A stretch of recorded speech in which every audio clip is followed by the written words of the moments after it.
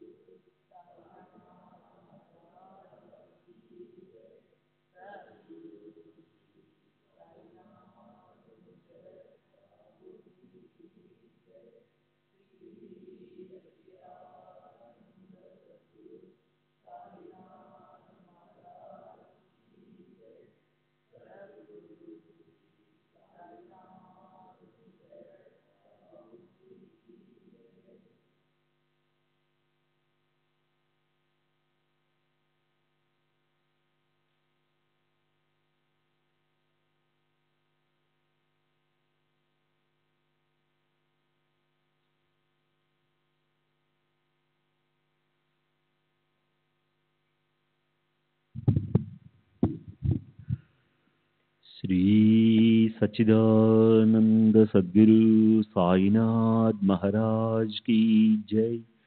सद्गुरु श्री साईनाथ शरद बाबूजी की जय। శ్రీ సాయినాథాయ నమః. శ్రీ సాయిబాబా సత్య చరిత్ర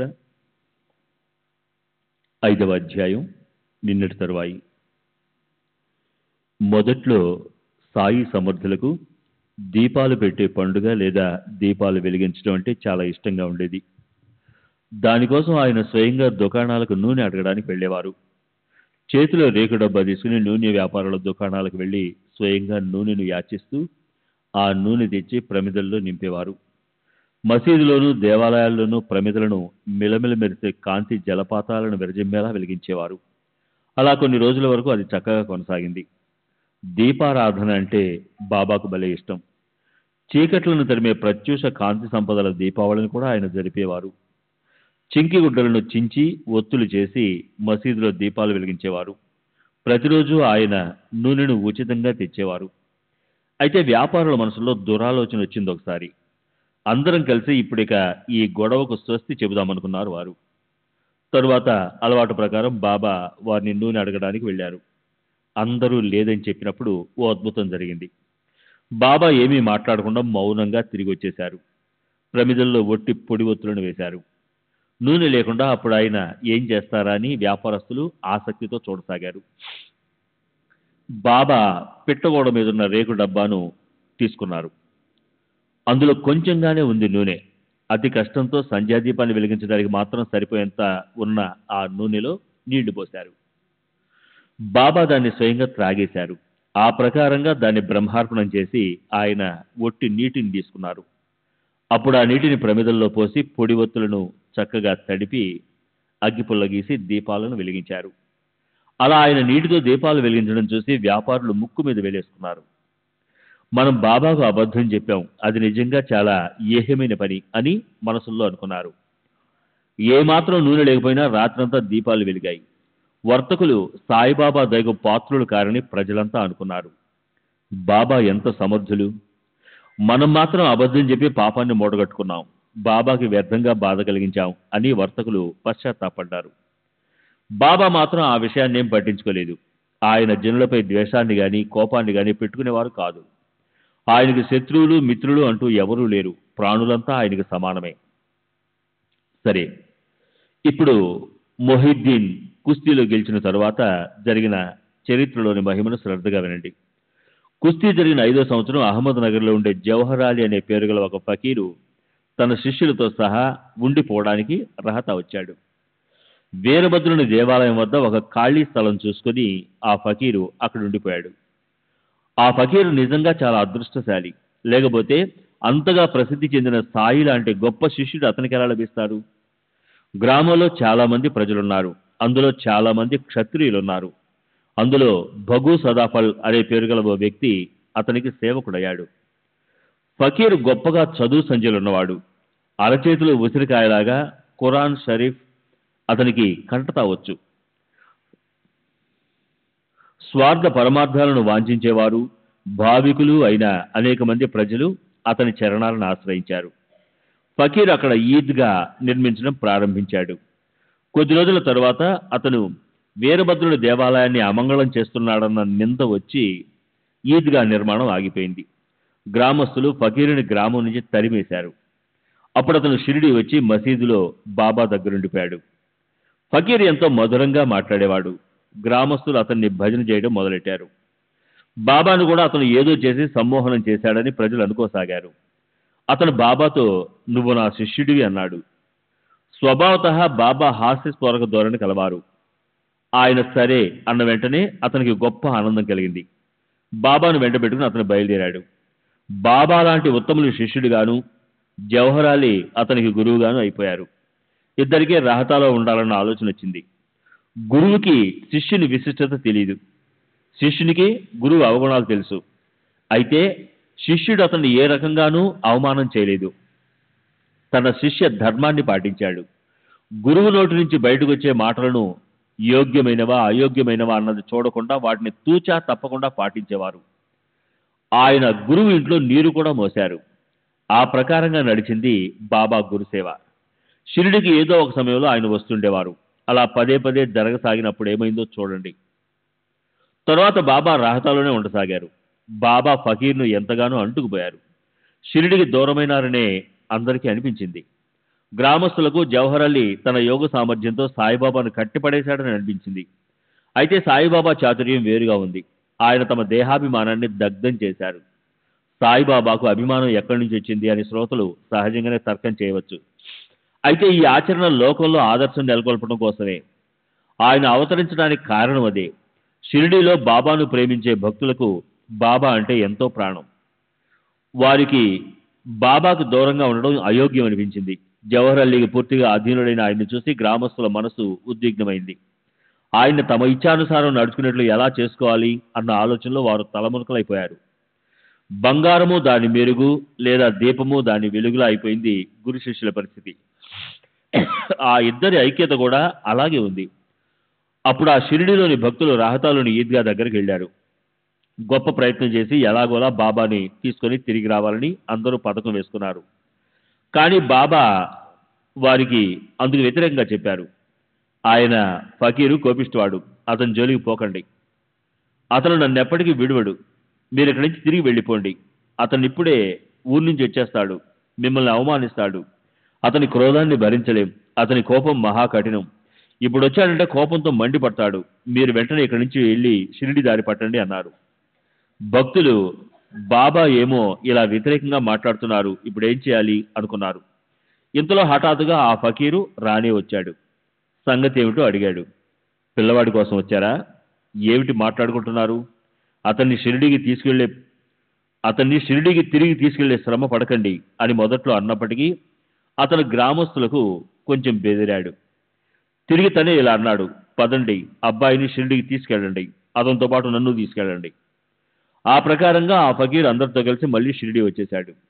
అతను బాబాని వదిలితే ఒట్టు, బాబా కూడా అతని నుంచి దూరంగా ఉండలేకపోయారు. అది ఎలా సంభవిస్తుందో ఎవరికీ అర్థం కాలేదు.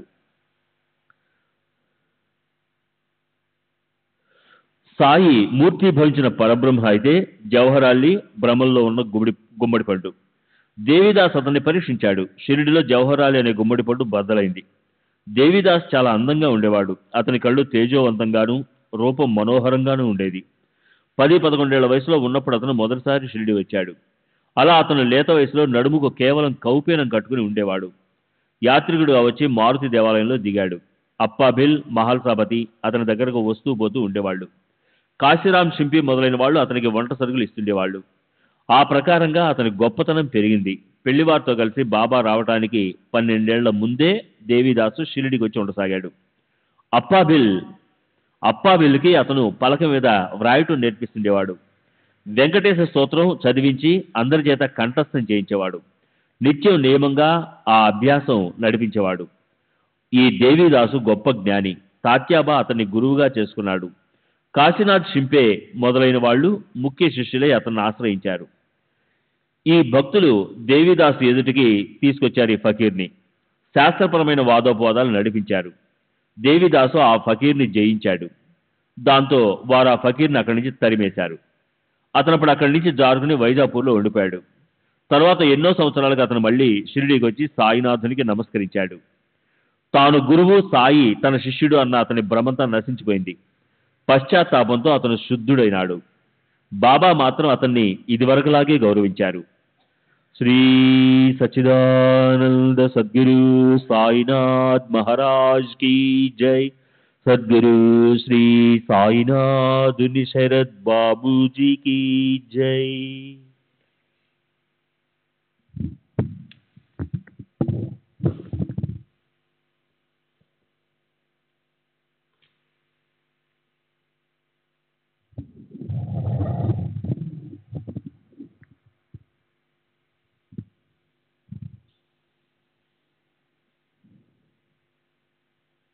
అలా బాబా లీలలు చాలా లోతైనవి.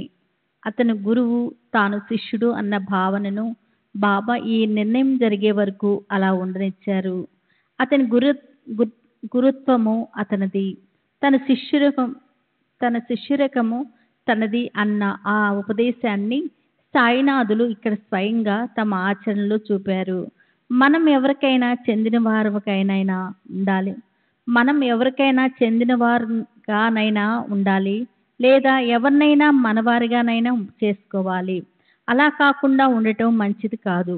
అది లేకపోతే మోక్షాన్ని ప్రాప్తింప చేసుకోవటం అశక్యం. బాబా ఆచరణలో ఇదే ఒక ఆదర్శం. అయితే అలాంటి మనోనిశ్చయం దుర్లభం. మనస్సు స్థిరంగా అయిన వారే నిరాభిమానమనే పర్వతాన్ని ఎక్కగలుగుతారు. ఇక్కడ స్వబుద్ధితో చేసే చాతుర్యం పనికిరాదు.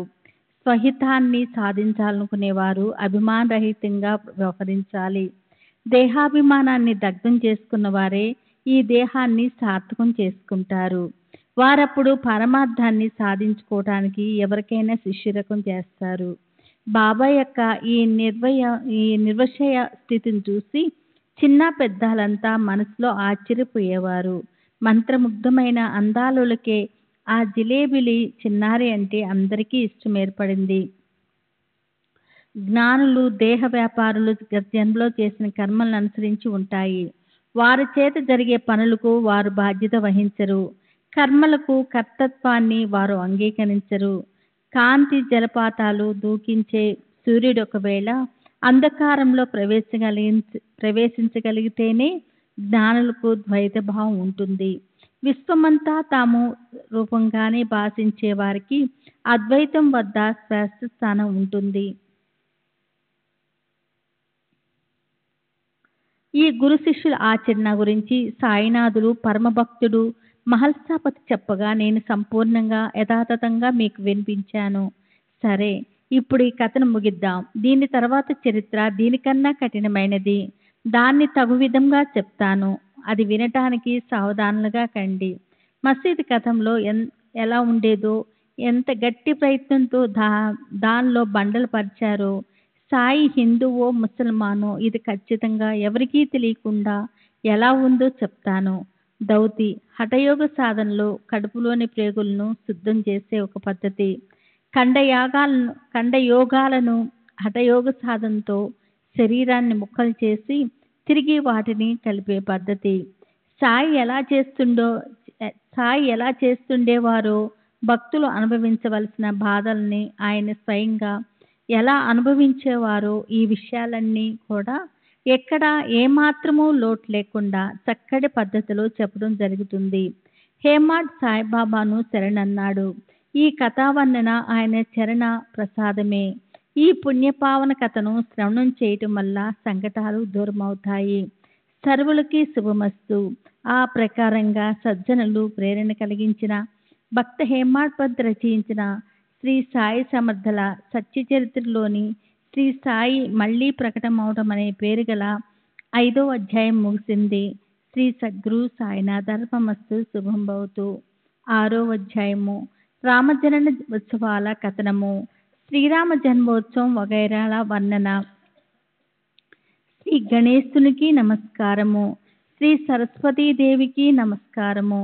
శ్రీ గురు మహారాజుకి నమస్కారము. శ్రీ కులదేవతకి నమస్కారము. శ్రీరామచంద్రుడికి నమస్కారము. శ్రీ సద్గురు సాయినాథునికి నమస్కారము. పరమార్థాన్ని ప్రాప్తింప చేసుకోవాలనుకునేవారు కానీ లేదా సంసారంలోని సకల సుఖదంపతులను సంప్రాప్తింపదలుచుకున్నవారు కానీ ఎవరైనా సరే సద్గురువు అనే నావికుడి లేదా థ్రెడ్డు వేసేవాడి నావలో కూర్చున్నప్పుడు ఆయనే ఆవల తీరానికి తీసుకెళ్లి దింపుతారు. సద్గురువు అన్న శబ్దంతో మనసులో ఆ భావన మేలుకొనగానే శ్రీ సాయిబాబానే మొదట గుర్తొస్తారు. ఆయన ప్రత్యక్షంగా మన ఎదురుకొచ్చి నిలబడతారు. తమ చేతిని మన తలపై ఉంచుతారు. ధ్వనిలోని విభూతితో పాటు ఆశీర్వాదపూర్వకంగా ఆ చేతిని శిరస్సు మీద పెట్టగానే అంతఃకరణ స్వనానందంలో ఎగిసిపడుతుంది. కళ్ళ నుంచి ఉబికిన ప్రేమ కనురెప్పలు దాటి వరదలై ప్రవహిస్తుంది.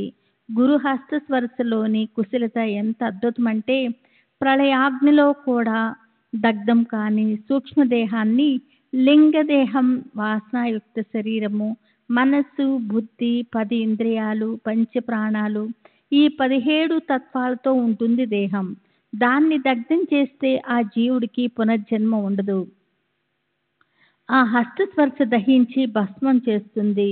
దేవుడి గురించిన కథలను పొరపాటున విన్నా శిరోవేదన వచ్చినట్లు బాధపడేవారు లేదా నోటి నుంచి వ్యర్థ ప్రేరణలు చేసేవారికి కూడా స్థిరత్వం ఏర్పడుతుంది. బాబా తమ కమల సుమధళం లాంటి చేతిని తల మీద పెట్టడంతోనే అనేక జన్మల నుంచి సంతరించుకున్న అంటే ఫలమివ్వటానికి యోగ్యంగా తయారైన పాపాలు ప్రక్షాళనమైపోయి సాయి యొక్క ప్రేమకి భక్తులు పవిత్రులవుతారు. అనురాగ అరవిందాలు వెదజల్లుతూ సౌందర్యంతో తొణికిసలాడే అందమైన బాబా రూపాన్ని చూసి కంఠము బూడుకుపోతుంది. కళ్ళ నుంచి ఆనందాశ్రువులు వెల్లువలై ప్రవహిస్తాయి. హృదయంలో అష్టస్వాదిక భావాలు 8 రకాలుగా ఉండే మనస్సు యొక్క అవస్థలు చెమట పట్టటం, స్తబ్దమవటము, దేహము రోమాంచం అవటము, కంఠము పూడుకుపోవటము, శరీరం కంపించటము, దేహం రంగు మారిపోవటము, కళ్ళ నుంచి అశ్రువులుగా ప్రవహించటము, స్పృహ తప్పటము ప్రకటమవుతాయి. నేను అదే పరమేశ్వరుడు సోహం అయి ఉన్నాను అనే వృత్తి మేలుకుంటుంది. స్వానానందము ప్రకటం కాబడుతుంది. నేను నువ్వు అన్న భావం ఎక్కడికక్కడ కరిగిపోతుంది. ఐక్యతతో అద్వైత భావం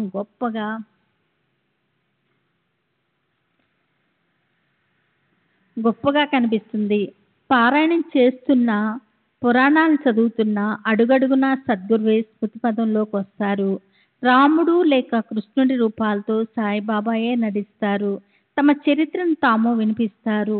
ఏకనాథ్ భాగవతం వినటానికి కూర్చుంటే నకీసికి పర్యంతము శ్రీకృష్ణులాయి సాయే భక్తుల హితాన్ని సాధించడం కోసం ఉద్ధవ్ గీతను శ్రీకృష్ణుడు యాదవ కులంలోని తన సకుడు మంత్రి అయిన ఉద్ధవుడికి అవతార సమాప్తికి ముందు చేసిన ఉపదేశము గానం చేస్తున్నట్లు అనిపిస్తుంది. ఉబూసుకుపోక పిచ్చిపాటి మాట్లాడుకుంటుంటే అక్కడ కూడా యోగ్యమైన అనుభవాన్ని ఇవ్వటం కోసం హఠాత్తుగా శ్రీ సాయినాథుని కథలే గుర్తొస్తాయి. కాగితం తీసుకుని వ్రాద్దామంటే అక్షరంతో అక్షరాన్ని జోడించి పదాలను కూర్చటం కుదరదు. అయితే ఆయనే అంటే సాయియే తమ సామర్థ్యంతో వ్రాయించినప్పుడు మనం వ్రాయలేనంత అంటే మన శక్తికి మించి ఆయన వ్రాయిస్తారు. అహంభావం తలెత్తబోయినప్పుడల్లా సాయిబాబా తమ చేత్తో దాన్ని చక్కగా అణిచివేస్తారు. శక్తిపాతం చేసి తమ సామర్థ్యాన్ని అందించి శిష్యుణ్ణి కృతార్థులను చేస్తారు. కాయ వాచ మనస శ్రీ సాయినాథునికి సాష్టాంగం చేస్తే ధర్మార్థ కామ మోక్షాలనే 4 పురుషార్థాలు తమంతట తామే వచ్చి ఒళ్ళో వాళ్తాయి. కర్మ, జ్ఞాన, యోగ, భక్తి అనే 4 మార్గాలతోనూ ఈశ్వరుడు ప్రాప్తిస్తాడు. ఈ 4 మార్గాలు వేర్వేరుగా 4 వైపుల నుంచి బయలుదేరినప్పటికీ అవన్నీ మనల్ని మన స్వస్థలానికి పరమ పదవికి చేరుస్తాయి. భక్తి తుమ్మవన దారి ఎత్తు ఫలాలతో ఎంతో భయంకరంగా ఉంటుంది. అది ఒక్కో అడుగు మాత్రమే వేయగలిగంత ఇరుకు, సరిపోయేంత సూటిదారి అయినా అది మనల్ని హరి దగ్గరికి తీసుకుపోతుంది. ముళ్ళను తప్పించుకుంటూ అడుగులు వేయాలి. అదే సులభమైన ఉపాయము. అలా చేస్తే మన ధ్యేయము సురక్షితంగా పట్టుబడుతుందని గురుజనని స్పష్టంగా చెప్పింది. మనసు అనే తోటలో భక్తి అనే నీటిని చల్లితే వైరాగ్యం మొలకెత్తుతుంది. జ్ఞానం అనే పూలు విరగబడి పూస్తాయి. కైవల్యం అనే ఫలము లభిస్తుంది. చతుర్ముఖం అంటే జ్ఞానమయం ఉత్పారుతుంది. జనన మరణాలు నిశ్చయంగా తప్పిపోతాయి. ఆయనే సత్య, జ్ఞాన, ఆనందయుక్తమైన 3 స్వరూపాలుగా ఉండే పరమాత్ముడు, స్వయం సిద్ధుడు. ఏదో కారణాన్ని నిమిత్తంగా పెట్టుకొని ఆయన తమ భక్తులకు శిక్షణ ఇవ్వటానికి పూర్ణత్వంతో జాగృతమై ప్రకటమైనాడు. ఆయన త్రిగుణాల అంటే సత్వ, రజస్తమ అలానే 3 గుణాలతో వ్యక్తమైనట్టుగానే మాయ కూడా క్రియాప్రయుక్తమై సత్వరజోస్తమ గుణాలను నడిపిస్తుంది. తన గుణాలను చక్కటి పద్ధతిలో ప్రకటన చేస్తుంది. మట్టితో తయారైన విశిష్టమైన రూపానికి కుండ అనేదే నిజమైన పేరు. అయితే కుండ పగిలిపోతే నామరూపాలు, వికారాలు అన్నీ దూరంగా పారిపోతాయి. ఈ జగతంతా మాయ నుంచి ఉత్పన్నమైంది. పరస్పరము వాటికి కార్యకారణ సంబంధం ఉంది. నిజం చెప్పాలంటే మాయే ప్రత్యక్షంగా సాకారమై జగత్ రూపంతో ఉద్భవించింది. జగత్తుకి ముందు మాయా ఆకారం లేదు. పరమాత్మ స్వరూపంలో అది లీనమై ఉంటుంది. పరమ అవ్యక్తంలో కలిసిపోయి ఉంటుంది. వ్యక్తమైన అది పరమాత్మ రూపమే, అవ్యక్తంగా ఉన్న అది పరమాత్మ రూపమే. మొత్తానికి పరమాత్మ రూపమే అయి ఉన్న ఈ మాయ పరమాత్మ రూపం నుంచి అసలు భిన్నంగా ఉండదు.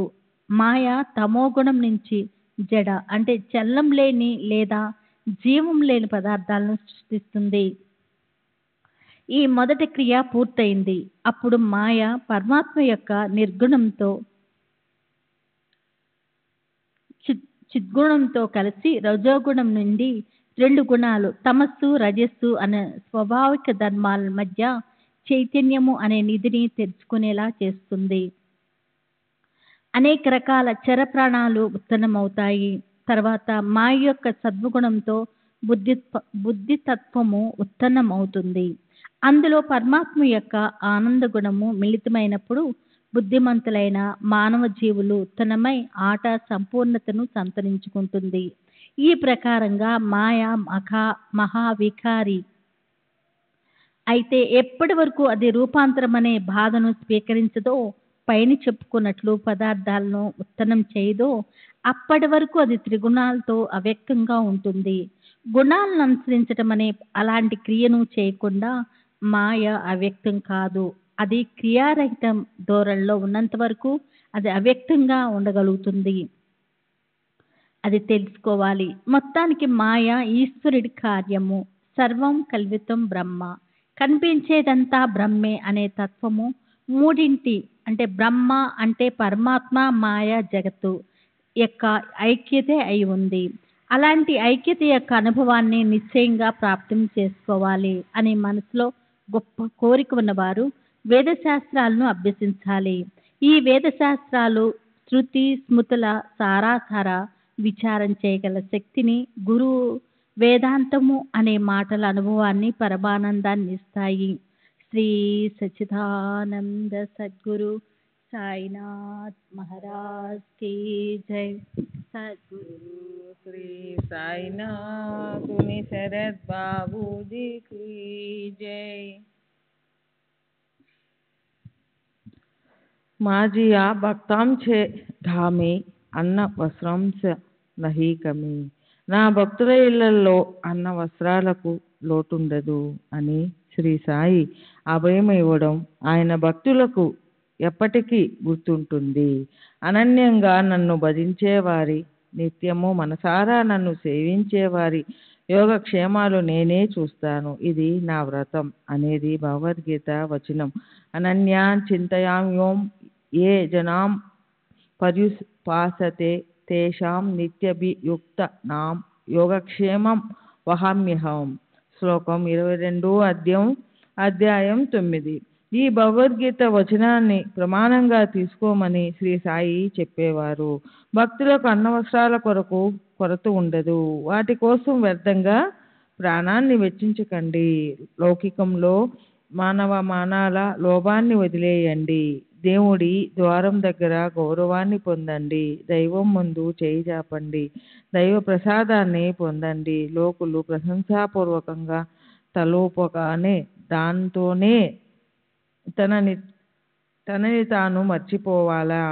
ఆరాధ్య దైవం లేదా గురువు యొక్క అంతఃకరణ ద్రవించి కరిగిపోయి ఆయన దేహం స్వేదతో తడిసి ముద్దయిపోవాలి. అదే ధ్యేయం కావాలి. ఆ ధ్యేయమే మధురం అనిపించాలి. ఇంద్రియాలన్నిటికీ భక్తితో పిచ్చి పట్టాలి. ఇంద్రియాల క్షుద్బాధ వృత్తికి భక్తి అనే చిగురులు తొడగాలి. అప్పుడు ఎంత చమత్కారం జరుగుతుంది. సర్వదా అలాంటి భజనే జరుగుగాక. ఇతరులేవి కూడా ఇష్టమనిపించుకుండుగాక. మనసు నా సాయి నామస్మరణలో లీనమవుగాక. మిగతావన్నీ విషయాలను మర్చిపోవుగాక. అంటే దేహ గేహ ఇల్లు వాకిళ్ళు విత్తల గురించిన గుర్తు మిగలకుండా గాక. చిత్తం పరమానందంతో చేతులు కలుపుగాక. మనసు నిశ్చయంగా తటస్థమై పరమశాంతికి పుట్టిల్లై తృప్తిని గెలుచుగాక. సత్సంగం చేసినట్లు గుర్తేమిటంటే వృత్తికి సంతృప్తి కలగాలి. అనేక చోట్ల పరిభ్రమిస్తున్న మనసుని లీనమైందని ఎలా అనగలం? కనుక శ్రోతలు లక్ష్యపెట్టి శ్రద్ధతో తరువాతి వర్ణను వినాలి. ఈ సాయి చరిత్రను వినడంతో మనో ప్రవృత్తి భక్తి వైపు మొగ్గుతుంది. కథ వినడం వల్ల ఆనందం లభిస్తుంది. చంచలమైన మనసుకి విశ్రాంతి లభిస్తుంది. అశాంతి అంతర్ధానమై పోతుంది. అత్యంతిక సుఖం ఆప్యాయంగా అలింగమిస్తుంది. ఇప్పుడు గతంలో మసీదు జీర్ణోద్ధరణ అనుసంధానంతో రామజనన కథ సంకీర్తన విషయం గురించిన వర్ణనను ముందుకు నడిపిద్దాం. గోపాలగుండు అనే ఓ భక్తుడు ఉండేవాడు. అతనికి బాబా అంటే చాలా భక్తి. అతను నిరంతరం బాబా స్మరణలో కాలం గడిపేవాడు. అతనికి పిల్లలు లేరు. తర్వాత సాయిబాబా అనుగ్రహంతో అతనికి పుత్రరత్నం కలిగాడు. అతని మనసుకెంతో ఆనందం కలిగింది. ఓసారి గోపాలగుండు మనసులో షిరిడీ గ్రామంలో ప్రతి సంవత్సరం ఒక జాతర లేదా ఉరుసు జరిపితే బాగుండునని, అలా చేస్తే అందరికీ ఆనందం కలుగుతుంది కదా అని అనిపించింది. తాత్య కోతే పాటిల్, రామచంద్ర దాదా కోతే పాటిల్, మాధవరావు దేశపాండే మొదలైన ముఖ్య భక్తులందరికీ ఈ ఆలోచన ఎంతో నచ్చింది. వాళ్ళు దాని గురించిన ఏర్పాట్లు చేయసాగారు. అయితే ఈ వార్షిక ఉత్సవం చేయడానికి ఒక నియమ నిబంధన ఉంది. దానికోసం జిల్లా అధికారి అనుమతి తీసుకోవడం అవసరం. అందుకు ప్రయత్నం చేయబోతే గ్రామంలోని ఓ కులకర్ణి తమ వసూళ్లు ఇత్యాది లెక్కలు వ్రాయడం కోసం ప్రభుత్వంచే నియమించబడ్డ అధికారి కుసిత తత్వంతో వ్యతిరేకించడంతో పనిలో అవరోధం ఏర్పడింది. అలా వ్యతిరేకించినందుకు ఫలితంగా కులకర్ణికి ఏం జరిగిందో చూడండి. షిరిడీలో జాతర జరపరాదని జిల్లా అధికారి ఆజ్ఞ జారీ చేశాడు. అయితే ఈ ఉత్సవం షిరిడీలో జరగాలని బాబా మనసులోని సంకల్పం.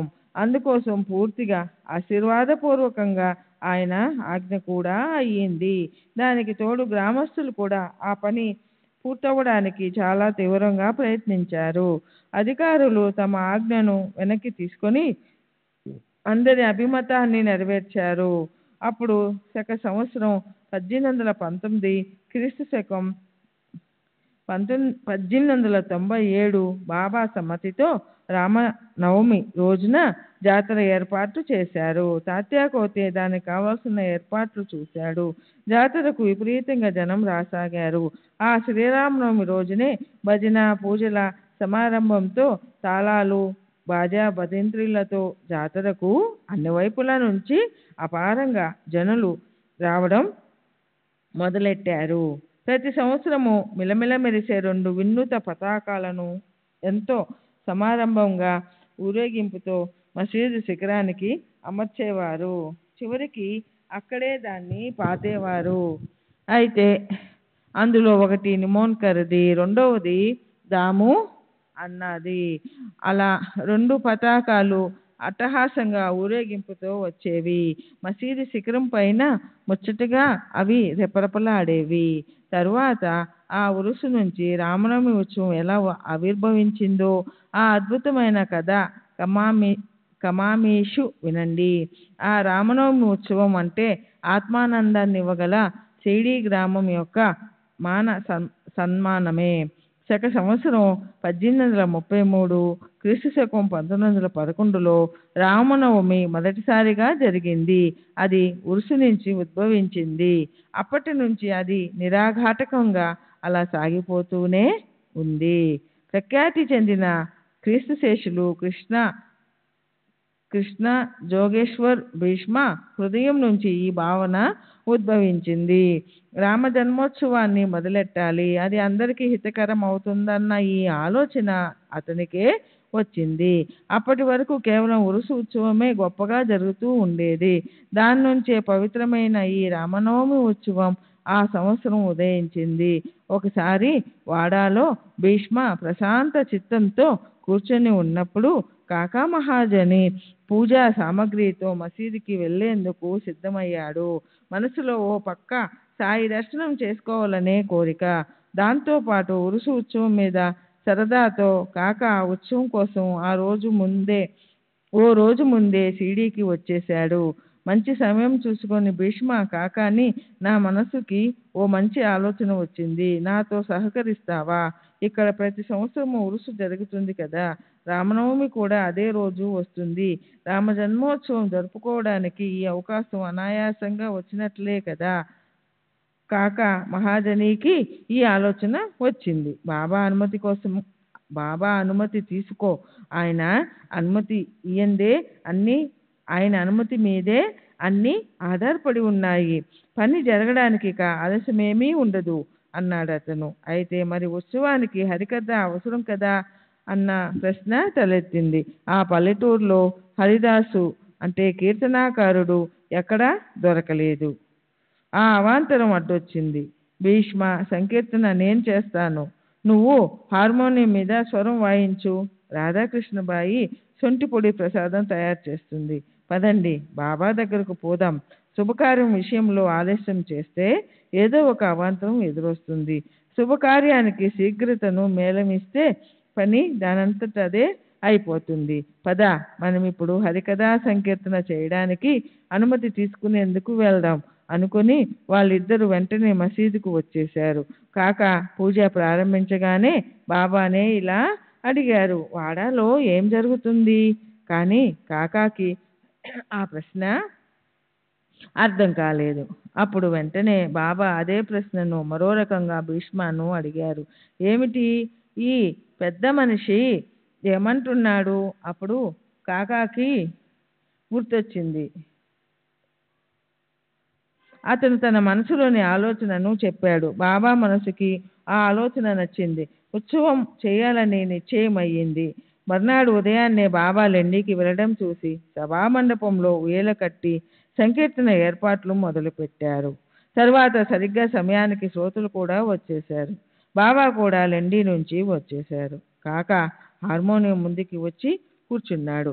ఇంతలో బాబా అతన్ని పిలిచారు. బాబా బాబా మిమ్మల్ని పిలుస్తున్నారు అన్న మాటలు వినగానే కాకా గుండె గుబేలుమంది.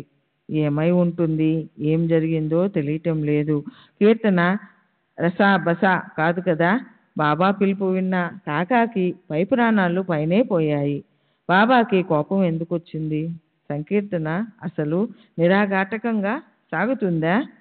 కాకా తడబడుతూ మొరాయించే అడుగుల్ని ముందుకేస్తూ వెనక్కి తిరిగి చూస్తూ భయం భయంగా మసీదు మెట్లెక్కసాగాడు. అడుగులు భారంగా పడుతున్నాయి. కాక బాగా చింతాగ్రస్తుడైపోయాడు. బాబా అతన్నిలా అడిగారు, ఆ ఉయ్యలెందుకు కట్టారిక్కడ? కాక జరిగిన కథ, ఉత్సవం చేయాలన్న ఆలోచన వివరంగా చెప్పాడు. అది విని బాబా ఆనందించారు. తర్వాత బాబా అక్కడే సమీపంలో ఉన్న నింబారు నుంచి ఓ అందమైన పూలదండ తీసి కాకా మెళ్ళో వేశారు. మరొకటి భీష్మ కోసం కూడా ఇచ్చారు. ఉయ్యాల గురించి బాబా ప్రశ్నించినప్పుడు అందరిలో గొప్ప చింత ఉత్పన్నమైంది. అయితే ఆ దండ అతని మెల్లో పడగానే అందరి చింత ఆనవాలు లేకుండా పారిపోయింది. అసలే భీష్మ బహుశ్రుతుడు. అనేక విషయాల మీద పుష్కలంగా జ్ఞానం ఉండడం, వివిధ కథ పారంగతుడు. కాబట్టి హరికథ సంకీర్తన రసభరితంగా అయ్యింది. శ్రోతల ఆనందం పొంగి నింగి అంచుల దాటింది. బాబా ముఖంలో కూడా ప్రసన్నత చిందులేసింది. అనుమతి ఎలా ఇచ్చారో అదేవిధంగా హరికథ సంకీర్తన భజనలతో ఉత్సవాన్ని కూడా అలాగే పూర్తి చేయించారు. రామజనన సమయంలో బాబా కళ్ళల్లో ఎలా పడిందో గాని గులాలు పడింది. కౌశల్య మందిరంలో శ్రీరాముడు ప్రకటమవడానికి బదులు బాబా నరసింహ రూపంతో ప్రకటమైనారు. గులాల్ అనేది కేవలం ఓ మిష. రామ జననానికి ఆయన ఆవేశపూరితులు అయినారు. ఇప్పుడు అహం అనే రావణుడు నశిస్తాడు. దుర్వృత్తి అనే రాక్షసుడు చనిపోతాడు. బాబాకి విపరీతంగా కోపం వచ్చింది. ఇక చెప్పేదేముంది, ప్రత్యక్షంగా నరసింహ రూపమే. తీట్లు, శాపనార్థాలు మొదలయ్యాయి. అవి కుండపోతగా వర్షించాయి. రాధాకృష్ణబాయి ఉయ్యల ముక్కలైపోతుందేమోనని మనసులో కంగారు పడింది. ఆమెకి దాన్ని ఎలా రక్షించాలా అనే చింత పట్టుకుంది. విప్పండి విప్పండి, వెంటనే విప్పేసేయండి అని ఆమె వెనక నుంచి అదే పనిగా కేకలు పెట్టడం వల్ల కాక ఆ ఉయ్యలను విప్పడానికి ముందుకు జరిగాడు. బాబాకి పట్టరానంత కోపం వచ్చి కాకా మీదకు పరిగెత్తి వెళ్ళారు. అప్పుడు ఉయ్యాల విప్పే పని అలాగే ఉండిపోయింది. బాబా కూడా శాంతించారు. తర్వాత మధ్యాహ్నం వేళ దాన్ని విప్పేందుకు అనుమతి అడిగాడు. బాబా ఆశ్చర్యంతో ఇలా అన్నారు, అప్పుడే ఉయ్యలను ఎలా విప్పుతారు? ఇంకా దాని అవసరం ఉంది కదా. ఆ అవసరం కూడా ఎలాంటిది? సాయిబాబా మాటలు పొరపాటునో లేక ఉబుసుపోకో అన్నవి కావు. ఆలోచించిన మీదట గుర్తొచ్చింది. ఉత్సవం ఇంకా పూర్తి కాలేదు. అప్పటి వరకు ఉత్సవం అయ్యింది. అయితే తర్వాతి రోజు గోపాల కాల, గోకులాష్టమి, అలాగే శ్రీకృష్ణునికి చెందిన వేరే ఉత్సవాల చివర భోజనము, ఆటలు ఇత్యాది సంబరాలు చేయడం అవనంత వరకు ఉత్సవం యథావిధిగా పూర్తయినట్లు కాదు. ఆ ప్రకారంగా మర్నాడు గోపాలకాల సంకీర్తన అయ్యాక ఉయ్యాల ఇప్పడానికి బాబా అనుమతి ఇచ్చారు. మరుసటి సంవత్సరం భీష్మ లేడు. కీర్తన కోసం బాలాబువ సతార్కర్ని రప్పించవలసి ఉంది.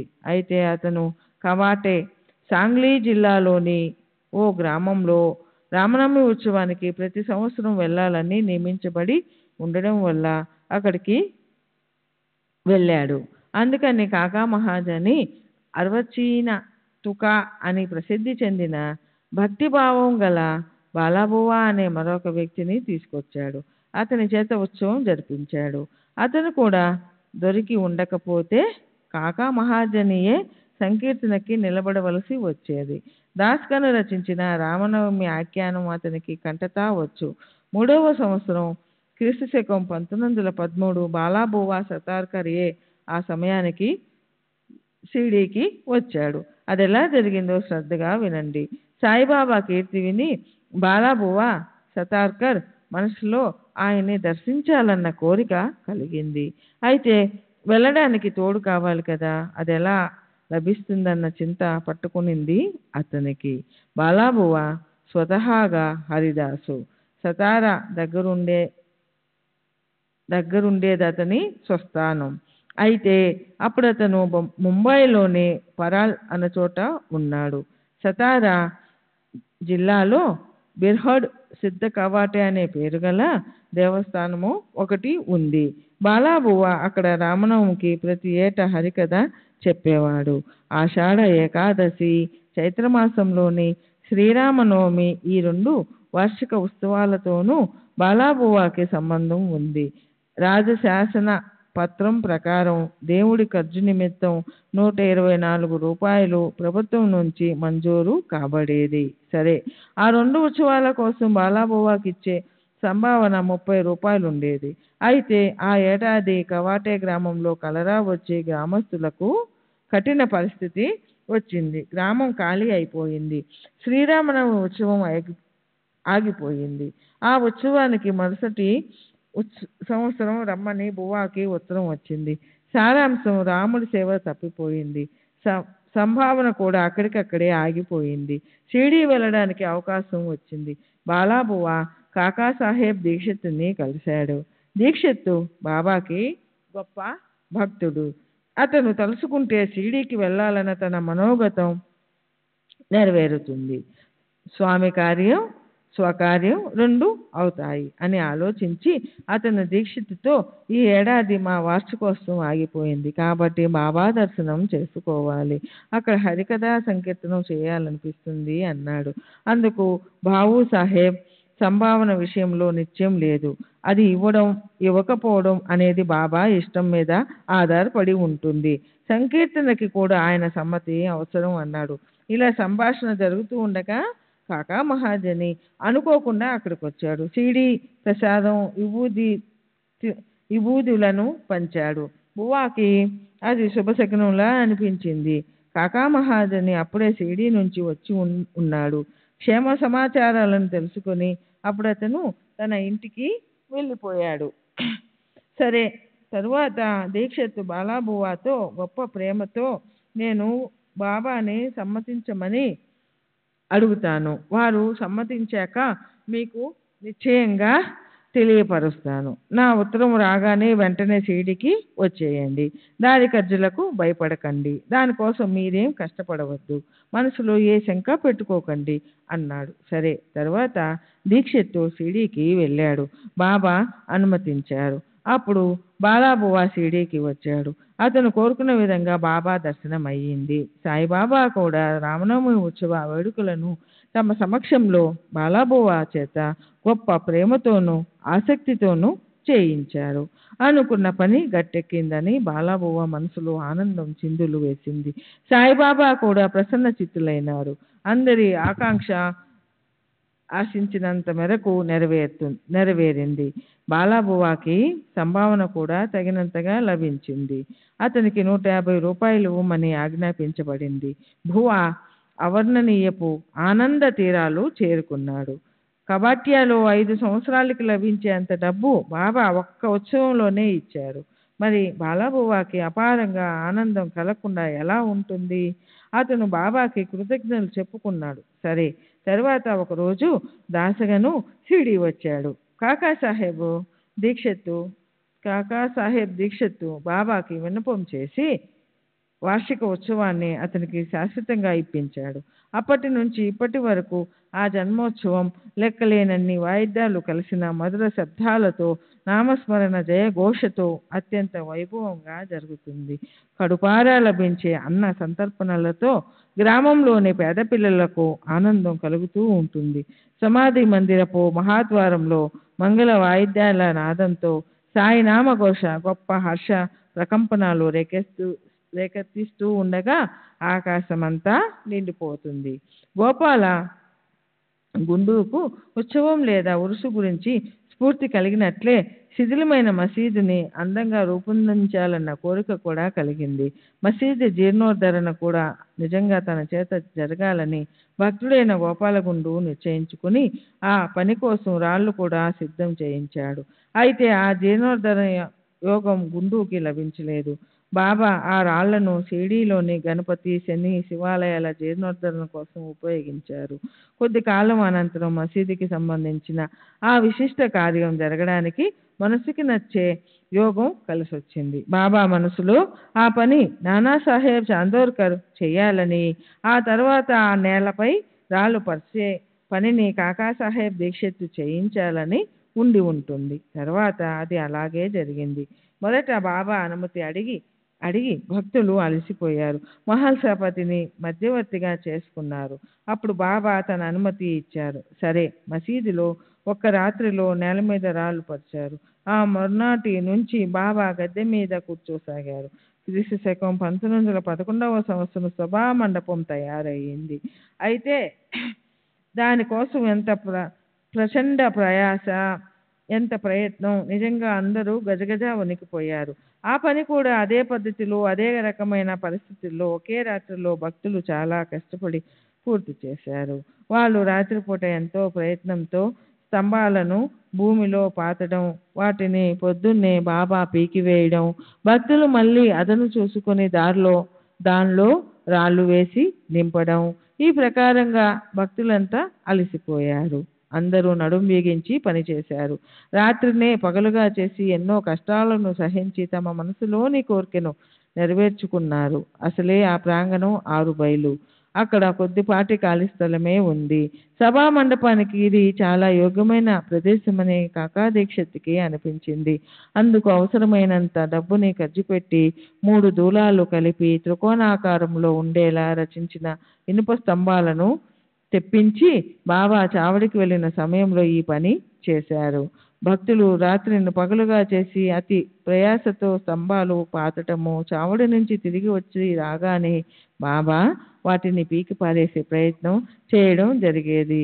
శ్రీ సచ్చిదానంద సద్గురు సాయినాథ్ మహారాజ్ కీ జై. సద్గురు శ్రీ సాయినాథుని శరత్ బాబూజీ కీ జై.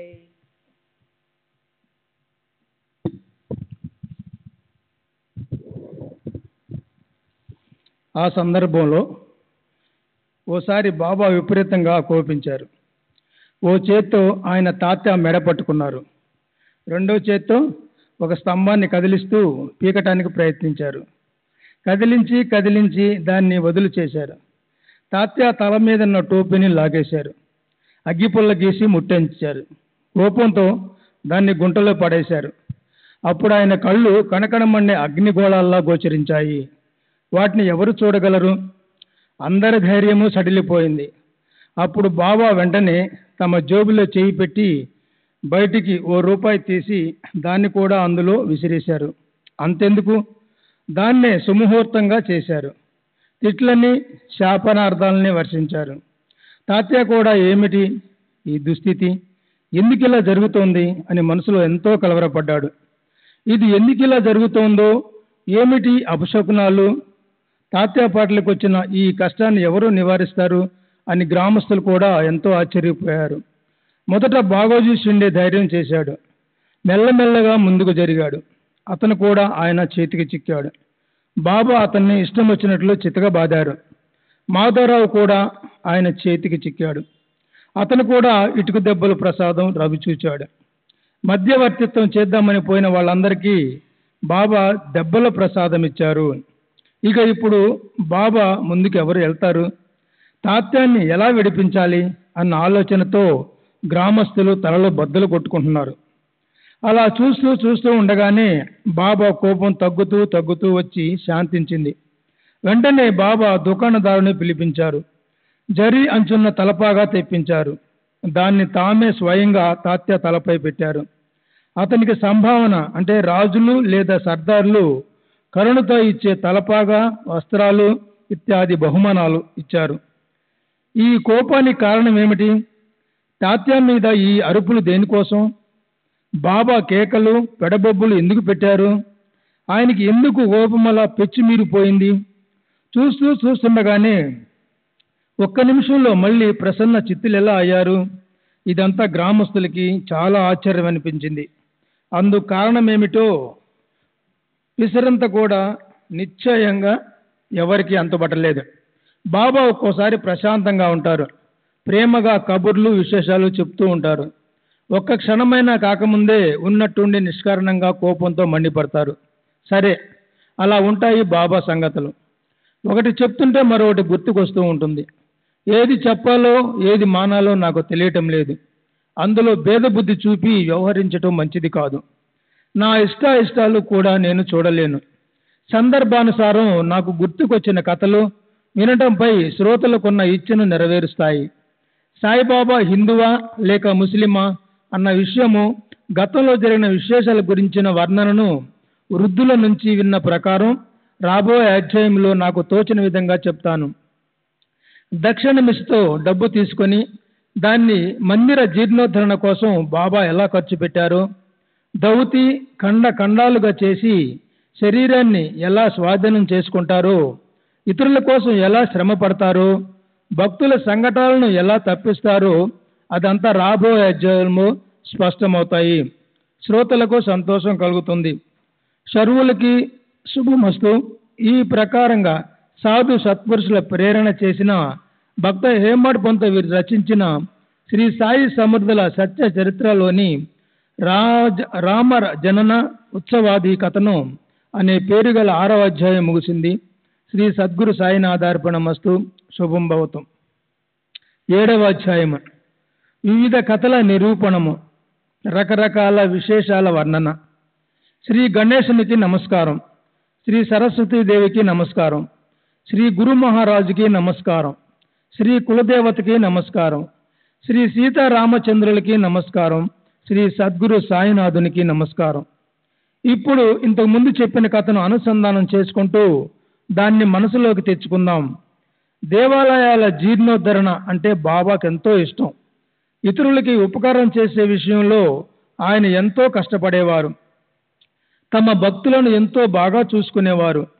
తమ దేహాన్ని శ్రమ పెట్టుకునేవారు. భక్తుల దుఃఖాన్ని కూడా సహించేవారు. సమాధితో సహా అంటే ఇంద్రియాలను స్వాధీనం చేసుకొని ఆత్మస్వరూపంలో లీనం చేయటం, ఇది యోగలోని 8వది చివరిది అయిన మెట్టు. ధౌతి ఖండయోగం మొదలైన ప్రయోగాలు చేసేవారు. చేతులు పాదాలు తల వేరుగా చేసి తరువాత వాటిని మునుపటిలాగానే కలిపివేసేవారు. ఆయన్ని హిందువు అందామా అంటే ఆయన ముస్లింలా కనిపించేవారు. ముస్లిం అని అందామా అంటే చక్కని గుణాలతో యుక్తుడైన హిందువులా అనిపించేవాడు. అలాంటి ఆ అసాధారణ అవతారాన్ని ఏ విద్వాంసుడు మాత్రం వర్ణించగలడు? బాబా హిందువా లేక ముసల్మాను జాతికి చెందినవారా అనేది కొంచెం కూడా అంతుపట్టని విషయం. ఆయన వ్యవహరించే తీరు ఇరుపక్షాలతోనూ సర్వదా ఒకేలా ఉండేది. హిందువుల శ్రీరామనవమి పండుగను సభా మండపంలో ఊయల కట్టించి కథా సంకీర్తనలతో స్వయంగా తామే జరిపించేవారు. ఎదురుగా ప్రాంగణంలో ఊయల కట్టబడి ఉండగా రామ సంకీర్తనను చేయించేవారు. అదే రాత్రి ముసల్మానులకు సందల్ అంటే అరగదీసిన చందనము, వాటి చిన్న చిన్న ముక్కలను ఒక పళ్ళెంలో పెట్టుకొని దాన్ని మేళతాళాలతో గ్రామంలో ఊరేగింపు జరపడం, తరువాత మసీదులో ఉన్న గూడులోను గోడ మీద చేతులతో తట్టడం. ఈ ఆచారాన్ని అమీర్ షక్కర్ అనే గొప్ప బాబా భక్తుడు ఉరుసు రోజున ప్రారంభించాడు. అది ఇప్పటికీ కూడా రామనవమి ఉత్సవం లాంటి రాత్రి షిరిడీలో జరుగుతుంటుంది. ఉత్సవ ఊరేగింపుకి అనుమతించేవారు. తగు సంఖ్యలో ముసల్మానులు పోగై గొప్ప ఆరంభంతో చందల్ ఊరేగింపు జరిపేవారు. ఈ ప్రకారంగా ఆయన ఆ రెండు ఉత్సవాలను ఆనందంతో ఒకేలా జరిపించేవారు. రామనవమి రోజు వచ్చిందంటే కుస్తీలు పట్టించేసి గుర్రాలు, కంకణాలు, తలపాగాలను భారీగా బహుమతులుగా ఇచ్చేవారు. గోకులాష్టమి పండుగ వచ్చిందంటే గోపాలకాల జరిపించేవారు. గోపాలకాల అంటే గోకులాష్టమి ఉత్సవం. ఇంకా ఇతర ఉత్సవాల చివరి భోజనాలు, ఆటలు మొదలైన వాటిని సమారంభంతో చేయటం. అలాగే ముసల్మానుల పండుగ వస్తే నమాజు చదవటానికి అభ్యంతరం పెట్టేవారు కాదు. ఓసారి మొహరం పండుగ వచ్చింది. అందరూ ముసల్మానులు మసీదులోకి వచ్చి ఇలా అన్నారు: ఒక తాబూత్ అంటే మొహరం రోజున హసన్ హుస్సేన్ల శవపేటికలకు ప్రతీకలుగా చేసిన పీర్ల ఊరేగింపును చేసి గ్రామంలో ఊరేగించమంటారా? బాబా అనుమతి ఇచ్చిన వెంటనే తాబూత్ తయారు చేసి దాన్ని 4 రోజులు ఉంచారు.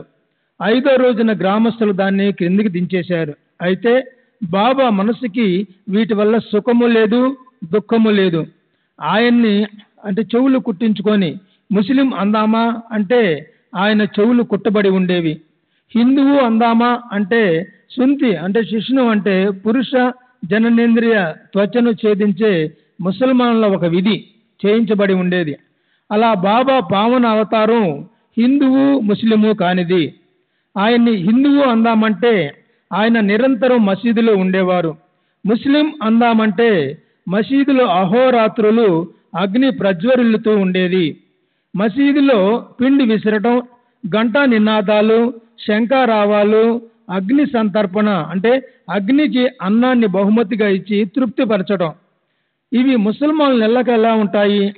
మసీదులో నిరంతరము భజన, అన్న సంతర్పణలు అంటే జనులకి భోజనం పెట్టి తృప్తిపరచడం జరిపి మసీదులో ఆర్ఘ్యం ఇచ్చి అంటే దేవాదులకు సుగంధభరితమైన జలం అర్పించడం, అలాగే ఇవ్వటం, తమ చరణాలను పూజించనివ్వటం, ఇవన్నీ ముసల్మానులు చేస్తారా? ఆయనది మ్లేచ్ఛ అంటే విదేశీ లేదా యవన జాతి వారి గురించి సాధారణంగా ఉపయోగించే శబ్దం. జాతి అని ఒకవేళ అందామా అంటే ఉత్తమోత్తమైన బ్రాహ్మణులు ఆయన్ని పూజిస్తుండేవారు. అగ్నిహోత్రులు ఉదయము సంధ్యాకాలము అగ్నికి శాస్త్రోక్తంగా హోమం చేసి అగ్నిని నిరంతరం ప్రజ్వలింపజేయటమే వ్రతాన్ని పాటించే అత్యంత శ్రేష్ఠులుగా గుర్తించబడిన బ్రాహ్మణులు. తమ ఆచారాలపై ఉన్న అభిమానాన్ని వదిలేసి సాష్టాంగపడుతూ ఉండేవారు. అలా ఆశ్చర్యచకితులైన ప్రజలు, ప్రత్యక్షంగా అనుభవాన్ని పొందడం కోసం వచ్చిన వారు కూడా అలాగే ప్రవర్తించేవారు. దర్శనం అయిన తర్వాత అందరూ మోగబోయేవారు.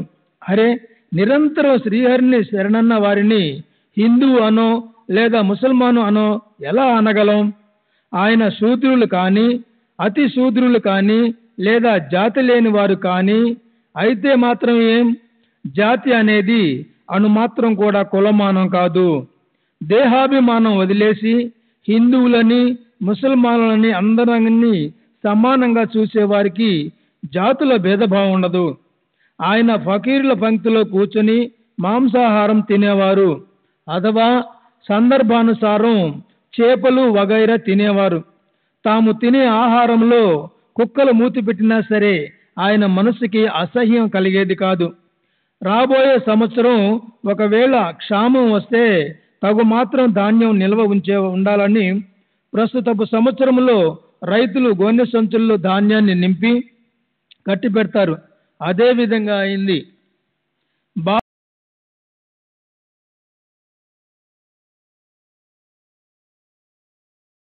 చెరుకోవటానికి చేటలుండేవి.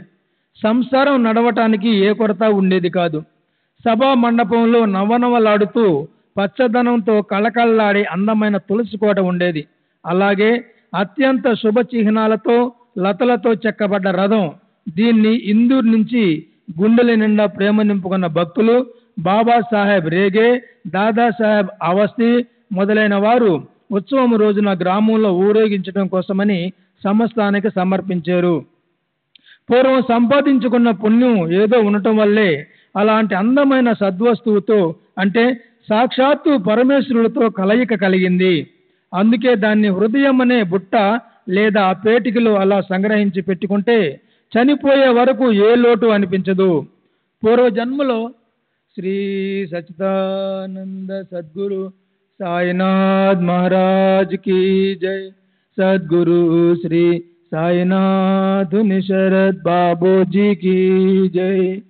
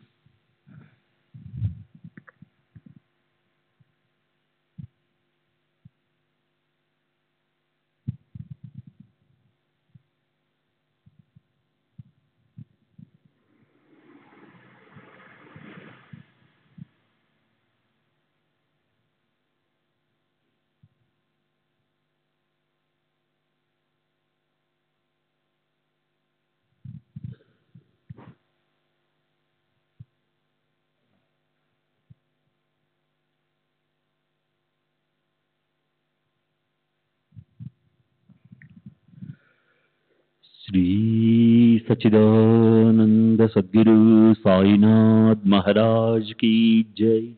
सद्गुरु श्री साईनाथ निशरद बाबू जी की जय. साई रहम नजर करना, बच्चों का पालन करना. साई रहम नजर करना, बच्चों का पालन करना. जाना तुमने जगत पसार, सब ही झूठ जमाना. जाना तुमने जगत पसार, सब ही झूठ जमाना. साई रहम नजर करना, बच्चों का पालन करना. साई रहम नजर करना, बच्चों का पालन करना. मैं अंधा हूँ बंदा आपका, मुझसे पथ दिखलाना. मैं अंधा हूँ बंदा आपका, मुझसे पथ दिखलाना. साई रहम नजर करना, बच्चों का पालन करना. साई रहम नजर करना, बच्चों का पालन करना. दासगण कहे अब क्या बोलूं, थक गई मेरी रसना. दासगणों कहे अब क्या बोलूं, थक गई मेरी रसना, साई रहम नजर करना, बच्चों का पालन करना, साई रहम नजर करना, बच्चों का पालन करना, रहमो नजर करो अब मोरे साई, तुम बिना नहीं मुझे बाप बाई, रहमो नजर करो मैं अंधा हूँ बंदा तुम्हारा, मैं अंधा हूँ बंदा तुम्हारा, मैं ना जानू मैं ना जानू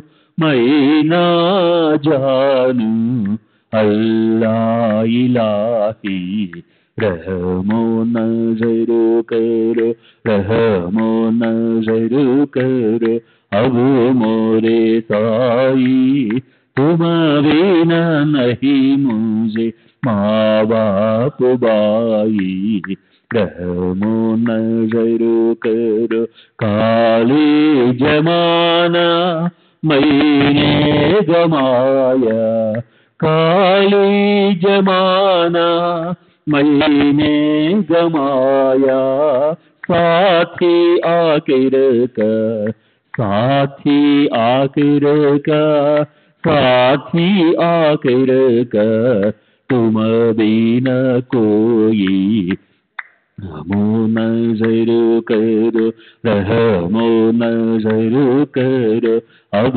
मोरे साई, तुम बिना नहीं मुझे माँ बाप बाई, रहमो नजर करो, अपने मस्जिद का झाड़ू गणो है, अपने मस्जिद का झाड़ू गणो है, मालिक हमारे मालिक हमारे मालिक हमारे, तुम बाबा साई, रहमो नजर करो, रहमो नजर करो अब मोरे साई, तुम बिना नहीं मुझे माँ बाप बाई, रहमो नजर करो।